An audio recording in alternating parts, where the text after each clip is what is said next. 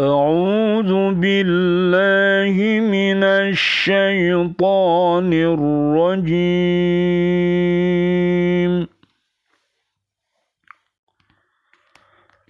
بسم الله الرحمن الرحيم.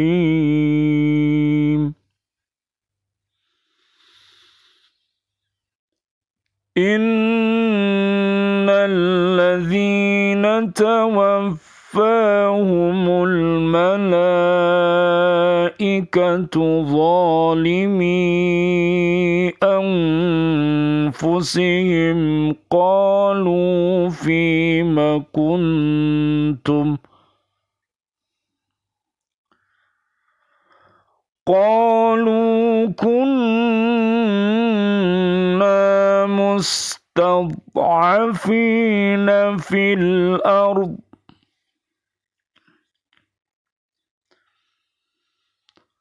قالوا ألم تكن أرض الله واسعة فتهاجروا فيها فأولئك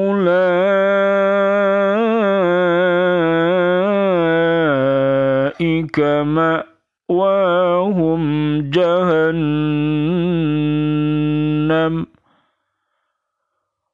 وساءت مصيرا. Sesungguhnya orang-orang yang dicabut nyawanya oleh malaikat dalam keadaan mendolimi sendiri, mereka para malaikat bertanya, "Bagaimana kamu ini?" Mereka menjawab, "Kami orang-orang yang tertindas di muka bumi Mekah. Kami orang-orang yang tertindas di bumi Makkah." Mereka para malaikat bertanya,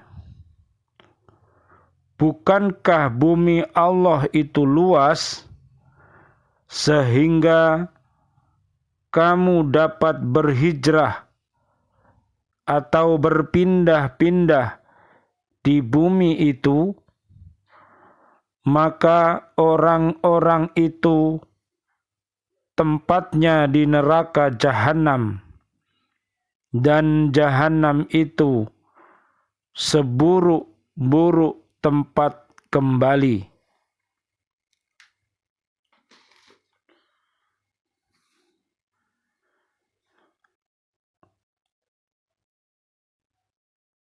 Surat An-Nisa ayat 97. Ada segolongan muslimin yang tetap tinggal di Mekah. Mereka menyembunyikan keislaman mereka dari penduduk Mekah, dan mereka tidak ikut berhijrah ke Madinah, padahal mereka mempunyai kesanggupan untuk melakukan hijrah. Mereka merasa senang tinggal di Makkah, walaupun mereka tidak mempunyai kebebasan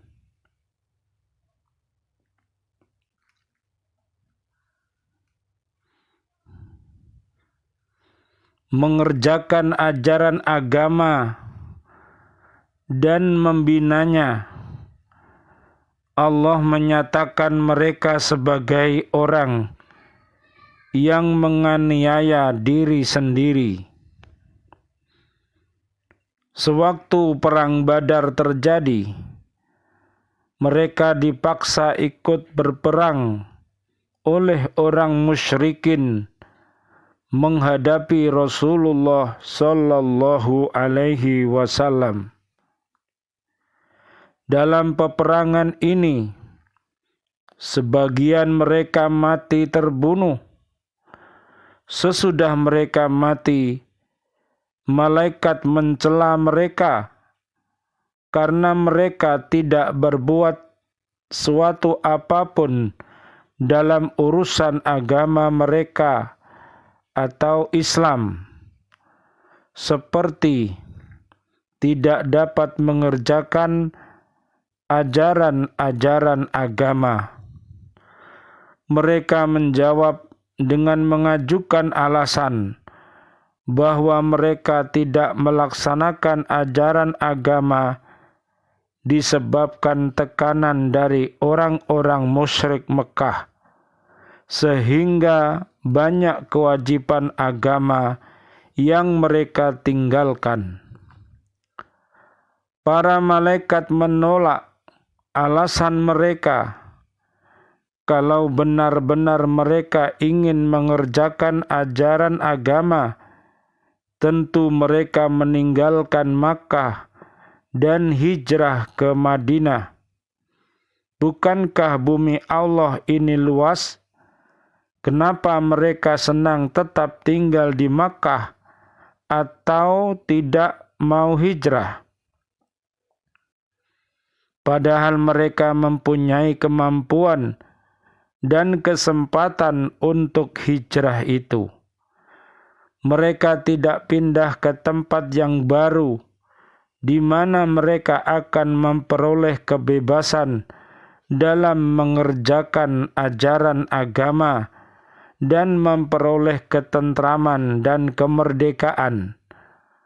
Oleh karena itu, mereka mengalami nasib yang buruk. Mereka dilemparkan ke dalam neraka jahanam, yakni tempat yang paling buruk. Secara umum, setiap muslim wajib berhijrah dari negeri orang kafir bila mana di negeri tersebut tidak ada jaminan kebebasan melakukan kewajiban agama dan memelihara agama. Tetapi bila mana ada jaminan kebebasan beragama di negeri itu, serta kebebasan membina pendidikan agama bagi dirinya dan keluarganya, maka ia tidak diwajibkan hijrah.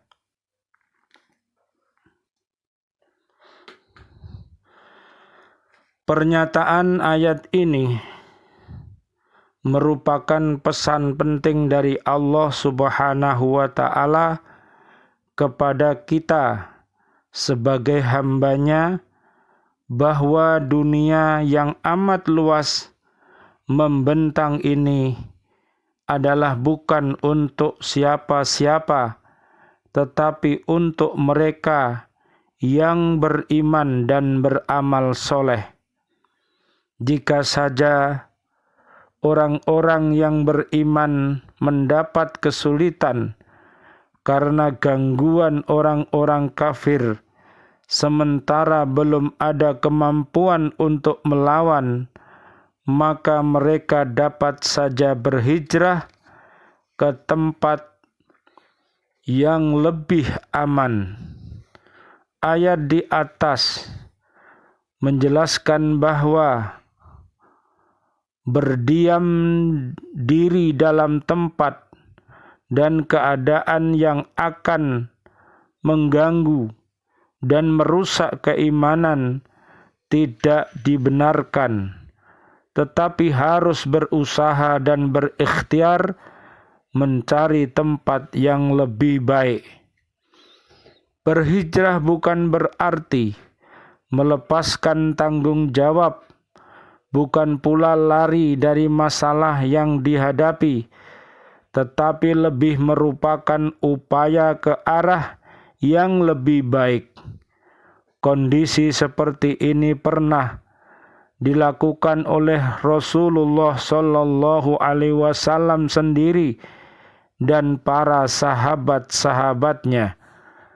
Pada saat itu, jika saja beliau Rasulullah Muhammad sallallahu alaihi wasallam dan para sahabatnya bertahan, maka akan terjadi pertumpahan darah dan berbagai penyiksaan semakin dahsyat dilakukan oleh orang-orang musyrikin jahiliyah atas pertimbangan keselamatan yang lebih luas menyangkut jiwa dan para sahabatnya, terutama yang tengah menghadapi teror dan penyiksaan yang sudah melebihi batas kemanusiaan itu, maka beliau memerintahkan untuk berhijrah. Perintah beliau ini bukan tanpa dasar, tetapi di samping alasan tadi, juga melaksanakan perintah Allah Subhanahu wa ta'ala. Kita jangan sekali-kali keliru menafsirkan hijrah beliau Rasulullah Muhammad sallallahu alaihi wasallam dan para sahabatnya sebagai suatu kekalahan, tetapi lebih merupakan strategi. Akan selalu ada manusia yang memang sengaja menjadi penghalang untuk terlaksananya hijrah. Ketiga golongan ini akan terus berusaha agar umat Islam gagal dalam memenuhi kewajibannya. Kelompok yang tidak setuju umat Islam maju adalah terdiri dari orang kafir, baik ahli kitab maupun orang munafik. Lalu bagaimana hasil hijrah yang dilakukan oleh beliau Rasulullah Muhammad sallallahu alaihi wasallam dan para sahabatnya ini?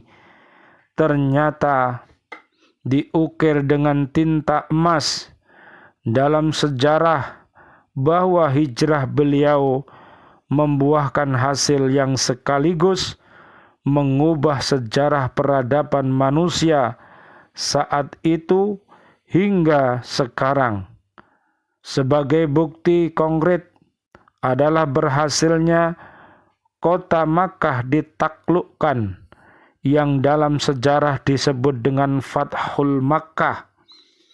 Itulah barangkali salah satu hikmah di balik hijrahnya Rasulullah Muhammad sallallahu alaihi wasallam dan para sahabatnya.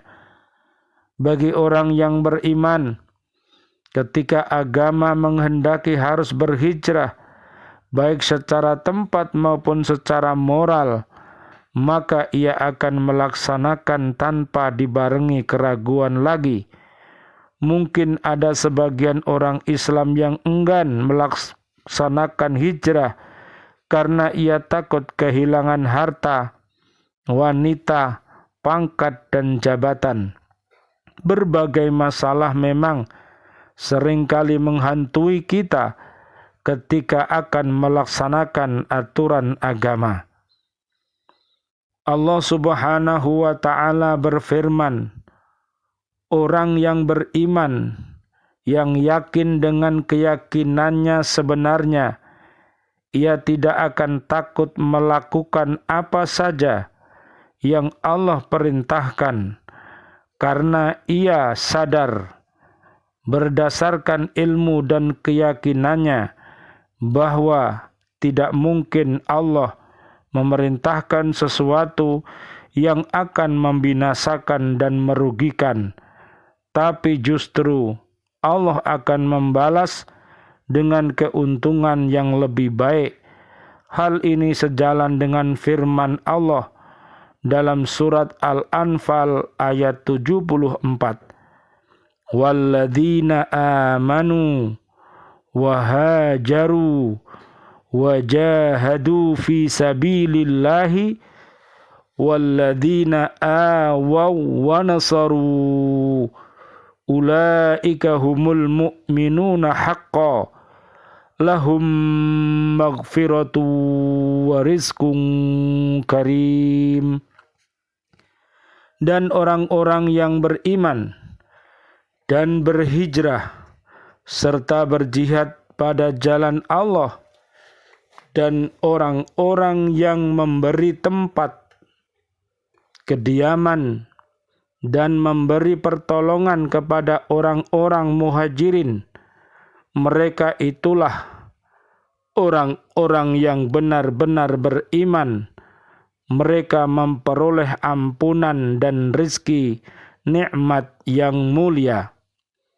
Lalu apa hikmah yang dapat kita ambil dalam konteks kekinian dari hijrah Rasulullah Muhammad sallallahu alaihi wasallam di atas? Bagi kita sebagai umat Islam di Indonesia, belum ada keharusan untuk berhijrah secara makani atau tempat. Hijrah yang dapat kita lakukan adalah hijrah moral, jiwa dan pikiran, sebagaimana yang pernah dilakukan oleh para sahabat Rasulullah sallallahu alaihi wasallam di zaman jahiliyah. Mereka hijrah dari tidak beradab menjadi beradab, dari jahiliyah kepada Islamiyah, dan ini harus kita lakukan sepanjang waktu dan keadaan. Barangkali masih banyak tabiat-tabiat negatif yang terselubung dalam diri kita, maka sekaranglah saatnya kita berhijrah menuju tabiat-tabiat yang positif. Begitu pula mungkin saja dalam berkeyakinan kita masih ada syirik yang tersembunyi. Dalam masalah ibadah pun demikian. Jika saja dalam ibadah kita mungkin masih terasimilasi, maka saatnya untuk berhijrah dan lain-lain sebagainya. Apapun kekeliruan kita, maka kita harus berhijrah mulai sekarang dengan sekuat tenaga. Jangan ditunggu-tunggu lagi. Rasulullah sallallahu alaihi wasallam bersabda, "Al-hijratu man hajaro ma nahallahu anhu." Hijrah itu adalah orang yang berhijrah dari apa yang Allah cegah kepadanya. Mudah-mudahan Allah Subhanahu wa ta'ala memberikan pertolongan kepada kita untuk senantiasa berislam dan baik, beriman dengan baik, dan berihsan dengan baik. Mudah-mudahan kita senantiasa berada di jalan yang benar, jalannya para nabi dan para rasul, dan jalannya orang-orang yang bertakwa kepada Allah Subhanahu wa ta'ala. Marilah kita berdoa kepada Allah. Mudah-mudahan Allah menerima amal ibadah kita dan Allah mengampunkan segala kesalahan-kesalahan kita. Amin ya rabbal alamin. Allahumma inna nas'alukal huda wat-tuqa wal-afafa wal-ghina. Wahai Allah, sungguh kami memohon padamu petunjuk, ketakwaan, kehati-hatian, dan dari dosa, dan merasa cukup hanya denganmu. Allahumma kfina bihalalika an haramika wa agnina bifadlika amman siwaka. Wahai Allah, cukupilah kebutuhan kami dengan yang halal dan jauhkan dari yang haram. Dengan limpahkan karuniamu Jadikan kami hanya bergantung kepadamu, tidak kepada siapapun selain Engkau. Amin, amin, ya Rabbal Alamin. Wal'afu minkum. Wassalamualaikum warahmatullahi wabarakatuh. Waalaikumsalam warahmatullahi wabarakatuh.